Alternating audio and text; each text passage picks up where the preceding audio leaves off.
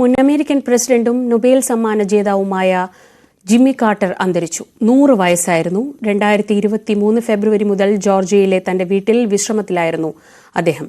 Manu Bharat, news ഡെസ്കിൽ നിന്ന്. മനു, എപ്പോഴും മനുഷ്യാവകാശ പ്രവർത്തനങ്ങളിൽ മുന്നിട്ട് നിന്നിരുന്ന, സമാധാനത്തിനുള്ള നൊബേൽ അടക്കം വാങ്ങിയ ജിമ്മി കാർട്ടർ യാത്രയാവുമ്പോൾ അമേരിക്കയുടെ ചരിത്രത്തിൽ അദ്ദേഹത്തിന്റെ സ്ഥാനം എത്രത്തോളം പ്രധാനപ്പെട്ടതാണ്?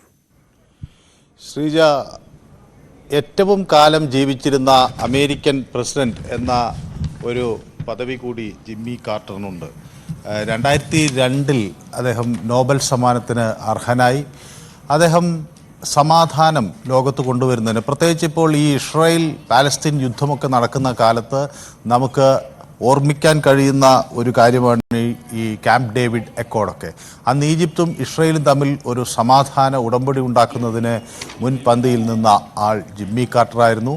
അതോടൊപ്പം തന്നെ നൊബേൽ സമ്മാനം നൽകി അദ്ദേഹത്തെ ലോകം ആദരിച്ചു എന്നത് അദ്ദേഹത്തിൻ്റെ സമാധാനത്തോടുള്ള ഒരു പ്രതിബദ്ധത തന്നെ വ്യക്തമാക്കുന്നതാണ്. ഈ റിപ്പബ്ലിക്കൻസിന് ശക്തമായ ആധിപത്യമുള്ളൊരു കാലത്താണ് ഡെമോക്രാറ്റായ ജിമ്മി കാർട്ടർ അമേരിക്കയുടെ പ്രസിഡന്റ് പദവിയിലേക്ക് വരുന്നത്. അപ്പോൾ റിച്ചാർഡ് നിക്സണും അതുപോലെ ജെറാൾഡ് ഫോർഡിനും ഒക്കെ ഭരിച്ചതിന് ശേഷം ആണ് കാർട്ടർ ഇത്തരത്തിൽ അമേരിക്കയുടെ പ്രസിഡന്റ് ഇലക്ഷനായി മത്സരിക്കുകയും അതിൽ വിജയിക്കുകയും ചെയ്യുന്നത്. തുടർന്ന് അദ്ദേഹം ആ ഒരു കാലഘട്ടം വലിയ വെല്ലുവിളികൾ നിറഞ്ഞ കാലഘട്ടമായിരുന്നു. അമേരിക്കയെ സംബന്ധിച്ചിടത്തോളം തൊഴിലില്ലായ്മ, അതുപോലെ തൊഴിലവസരങ്ങളുടെ വലിയ ആവശ്യം, പണപ്പെരുപ്പം, ഉയർന്ന പലിശ നിരക്ക് തുടങ്ങിയ ഒട്ടനവധി പ്രതിസന്ധികളെ അതിജീവിക്കാൻ കാർട്ടറിൻ്റെ അന്നത്തെ ഭരണകൂടത്തിന് കഴിഞ്ഞു എന്നത് വളരെ സുപ്രധാനമാണ്. ഒരു കർഷക കുടുംബത്തിലാണ് അദ്ദേഹം ജനിച്ചത്.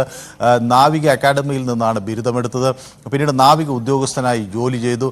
അതിനുശേഷമാണ് അദ്ദേഹം ജോർജിയയിലേക്ക് മടങ്ങിയെത്തുകയും അവിടെ രാഷ്ട്രീയത്തിലേക്ക് പ്രവേശിക്കുകയും പിന്നീട് ജോർജിയയുടെ ഗവർണറായി മാറുകയും ഒക്കെ ചെയ്തു. തുടർന്ന് അദ്ദേഹം ഡെമോക്രാറ്റ് എന്ന നിലയിൽ തെരഞ്ഞെടുപ്പിന് നേരിട്ടു. അദ്ദേഹത്തെക്കുറിച്ച് ടെക്സാസിലുള്ളവരൊക്കെ ഓർക്കുന്ന, ഒരു പക്ഷേ റിപ്പബ്ലിക്കൻസിന് വലിയ സ്വാധീനമുള്ള ടെക്സസിൽ ജയിക്കാൻ കഴിഞ്ഞ അവസാനത്തെ അമേരിക്കൻ പ്രസിഡന്റ് കാർട്ടറാണ്. അതുപോലെ ഒട്ടനവധി സവിശേഷതകൾ അദ്ദേഹത്തിന് ഉണ്ടായിരുന്നു. അദ്ദേഹത്തിൻ്റെ ഈ തൊഴിലില്ലായ്മയെ എതിർക്കുന്നതിന്, അതുപോലെ ധനക്കമ്മി നിയന്ത്രിക്കുന്നതിന്, പണപ്പെരുപ്പം നിയന്ത്രിക്കുന്നതിന്, പെട്രോളിയം ഉൽപ്പന്നങ്ങളുടെ വില നിയന്ത്രിക്കുക, അങ്ങനെ ഒട്ടനവധി കാര്യങ്ങളിൽ അദ്ദേഹത്തിൻ്റെ പ്രാഗൽഭ്യം നമ്മൾ കണ്ടു. അന്താരാഷ്ട്ര തലത്തിൽ ഈ ക്യാമ്പ് ഡേവിഡ് അക്കോർഡുകൾ സൈൻ ചെയ്യുന്നതുമായി ബന്ധപ്പെട്ട് റഷ്യയുമായി ഈ SALT II അഗ്രിമെൻ്റ് ഉണ്ടാക്കുന്നതിൽ ഒക്കെ അദ്ദേഹം വിജയിക്കുകയും ചെയ്തു. മാത്രവുമല്ല, ഇന്ത്യയെ സംബന്ധിച്ചിടത്തോളം അദ്ദേഹത്തിന് ചില സുപ്രധാനമായ ബന്ധങ്ങൾ ഉണ്ടായിരുന്നു. പ്രത്യേകിച്ച് അടിയന്തരാവസ്ഥ കാലത്തിന് ശേഷമാണ് കാർട്ടർ ആദ്യമായി ഇന്ത്യയിൽ എത്തുന്നത്. അടിയന്തരാവസ്ഥയ്ക്ക് ശേഷം എത്തുന്ന ആദ്യ അമേരിക്കൻ പ്രസിഡന്റ് കൂടിയാണ് കാർട്ടർ. ഇവിടെ നമ്മുടെ ഹരിയാനയിൽ അദ്ദേഹത്തിൻ്റെ ഓർമ്മയ്ക്കായിട്ട് കാർട്ടർപുരി എന്നൊരു സ്ഥലമുണ്ട്. കാരണം കാർട്ടർ ഡൽഹിയിൽ വരുന്നു. അദ്ദേഹം ഈ ഹരിയാനയിലെ ഈ ഗ്രാമപ്രദേശങ്ങളിൽ പോകുന്നു. അവിടെ അദ്ദേഹത്തിൻ്റെ ഓർമ്മയ്ക്കായി കാർട്ടർപുരി എന്നൊരു സ്ഥലത്തിന് പേരിടുന്നു.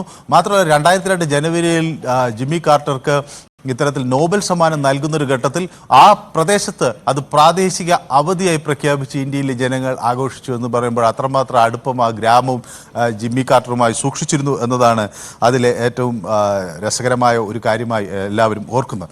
മാത്രമല്ല, മൊറാർജി സർക്കാരുമായി അദ്ദേഹം ഡൽഹി ഡിക്ലറേഷൻ സൈൻ ചെയ്തു. ഇന്ത്യയുമായി വളരെ അടുത്ത ബന്ധം സൂക്ഷിക്കുകയും ചെയ്തു. പിന്നീട് റൊണാൾഡ് റേഗൻ നോട് മത്സരിച്ച് അദ്ദേഹം പരാജയപ്പെടുകയും ചെയ്തു. ഏതായാലും മനുഷ്യത്വത്തിൻ്റെ വലിയ മുഖമായിരുന്നു. അതെൻ്റെ മകൻ പറഞ്ഞ വാക്ക് വളരെ വളരെ അന്വർത്ഥമാണ്. My father was a hero എന്നാണ് ജിമ്മി കാർട്ടർ മകൻ അദ്ദേഹത്തെ അനുസ്മരിച്ചത്. അദ്ദേഹം ഒരു നായകനായിരുന്നു.